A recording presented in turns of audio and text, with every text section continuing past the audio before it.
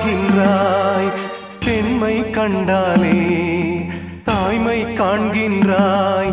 பலர் பூஜை கொண்டாடும் பூவாய் வாழ்கின்றாய். அன்புள்ள மகனே, அழுதது போதும், புன்னகை சிந்து, இனி பூக்களின் மாதம்.